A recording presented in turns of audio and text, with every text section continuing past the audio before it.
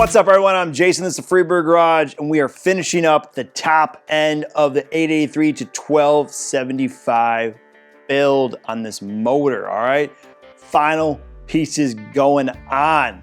Let's get to it. Last time we were finishing up the valve covers. I needed to get these cleaned up because everything else we have on the motor has been polished, cleaned up, grinded, all looking brand new. And we are doing that to this valve cover. Last time we got the underneath all cleared for the rocker arms and cleaned up, so that's good to go underneath. We just got to get the top cleared up. These gaskets would not remove themselves with a blade. So what we're going to do, I have the right tools now to get this all brand new and looking like chrome once again from old nasty aluminum. All right, show you guys my steps and let's get to it. So I was trying to remove these gaskets prior, couldn't get them. Found this tool for the Dremel that is specifically for aluminum. So if it hits anything around there, it's actually gonna clean up the aluminum around the corners and the circles of the holes. So using this, we should be able to burn off the gaskets here and get it cleaned up, all right?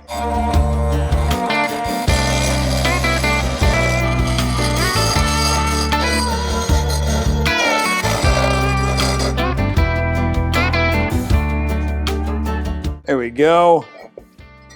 All right, all cleaned up there. We can start getting this now way more buffed out. We got some grinding to get this cleaned up, get rid of this heavy oxidation that we got going on here, make this look new. We're gonna hit it with our 80 to 100 grit here. Disc pad, let's take out most of our nicks and scratches we got across here, heavy oxidation. Then move our way up.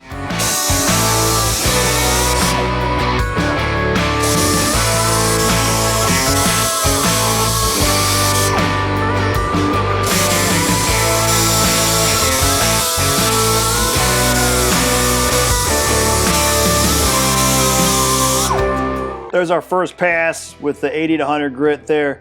Now I need to get inside here in the smaller spots, the holes, and clean those up a bit. I'm gonna use my Dremel here. It's got these like 3M essentially Scott Bright pads here wrapped around. These are right around 100 to 120 grit going on here. Should give us enough room to be able to swap around the middle and the holes here.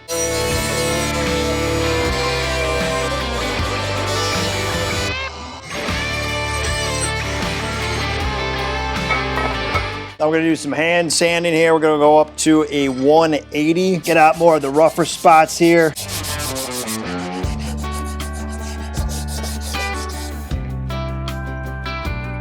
So there's our one side already starting to smooth out. So I'm gonna finish this side up with the 180. See you guys in a second here. 180 all cleaned up.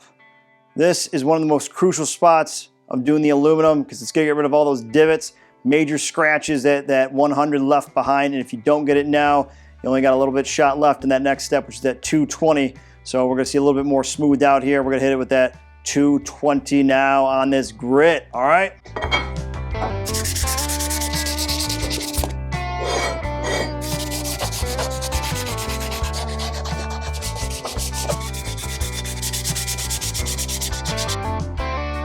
All right, so we're switching back to some air tools now. We have a 320 roller rock wheel we're gonna put on here. And this was the 80 grit. If you go from this to this, you could still get a shine, but you're gonna have to do some buffing quite a bit because you're gonna see a lot of scratches. So in between, you really need to hit it with that 180 and then a 220, then to get to your 320 in order to make the steps right. Otherwise, you'll see a lot of your scratches, all right? So let's get this going.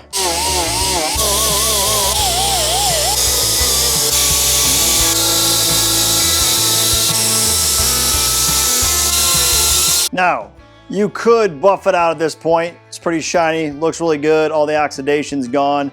We're gonna keep going up to get more of a show polish finish here. We're gonna hit it with 600 now.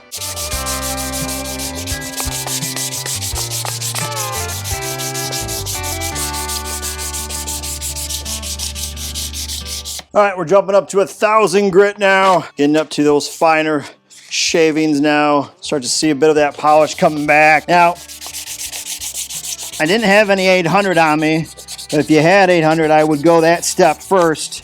If you really want to get rid of all the scratches, going in between, but this will do just fine for now. It's a little extra elbow work, and you end up, if you end up going about almost like, I don't know, a couple hundred grit above in between, you just end up blowing through more of the sandpaper than as you would if you just had the right grit to go up with. So not the end of the world, but more elbow grease and how much sandpaper I guess you got to work with. All right, second to last stage. We got 1500 now we're going up to.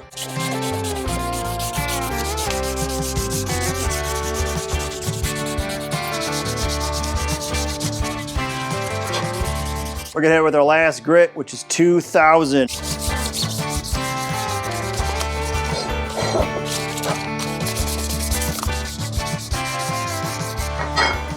We are ready for the buffing wheel. This is where the magic happens. We're gonna take this and turn it into chrome down below, all right? So let's get to buffing, make this back to brand new.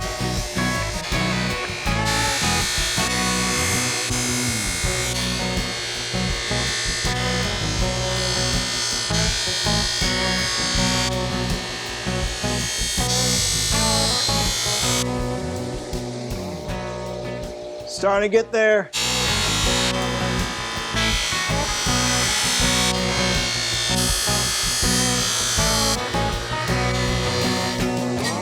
We're finally on the actual valve cover tops, all right? The actual valve covers, we are installing them. We're here, all right? We have the rocker boxes which install. These are 3-piece on this Evo. So then we'll have, they call it the spacer, and then the actual valve cover. So we are using our Cometic gaskets here, just pretty much standard rubber. I don't think there's really any different between that and the OEM style. Maybe it's different rubber somewhere. I don't really know, but it's gotta fit if I don't drop them on the ground. All right, so let's get these on. There's obviously 2 different kinds. You have the one that's gonna be on the rocker box itself, and then we have the ones that are actually going to be on the valve covers. All right, so pretty explanatory which one goes to which, right? But let's get up here so you guys can actually see it. All right, starting with our left side, going on there, fits perfect in the grooves. Put in the spacer for the rocker box. We want to make sure that this umbrella is on the inside here, towards the intake. There, gasket on.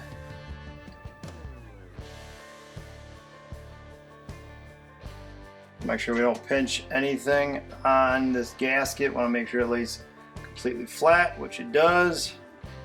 And let's see here, we'll make sure we got the right sides. Yep, there we go.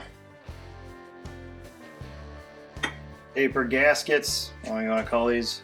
So these are what we wore off. These are the brand new ones here.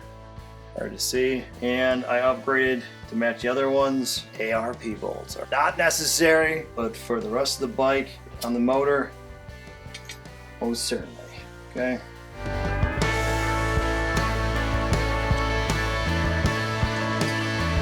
All right, let's get our front set up. All right, same thing. Let's get our gasket on.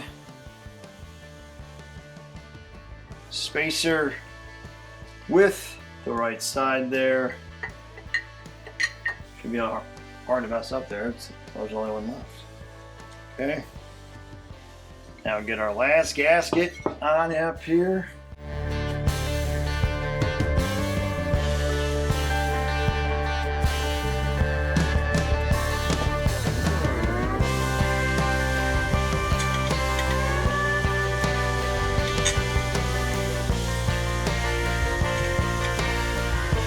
So these are supposed to be 10 to 13 foot-pounds.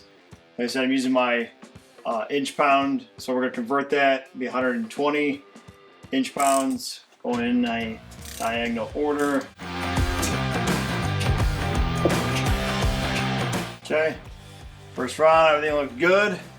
Nice and squeezed down. We're gonna do our 13 foot-pounds. It's gonna end up being 156 inch-pounds.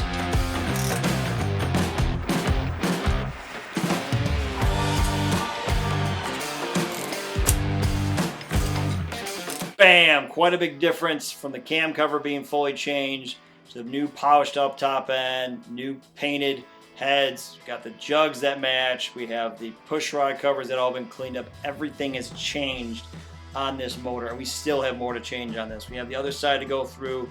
We got some other pieces for the motor to put together. We have, of course, the intake. We have a new carb to go on. We have timing. But for the most part, on this engine, internally wise, we are complete. I'm stoked. There was a lot of tedious work to get this at this point to make sure that is correct. So still got a lot to do before we actually get it back into the actual frame of the bike and start putting this thing back together. But for now, guys, that'll wrap me in this one. I would greatly appreciate if you could hit that subscribe button, tap that like, press the notification, leave a comment below, tell us your name, and those who aren't subscribed. Thank you, and as always, stay free. Peace.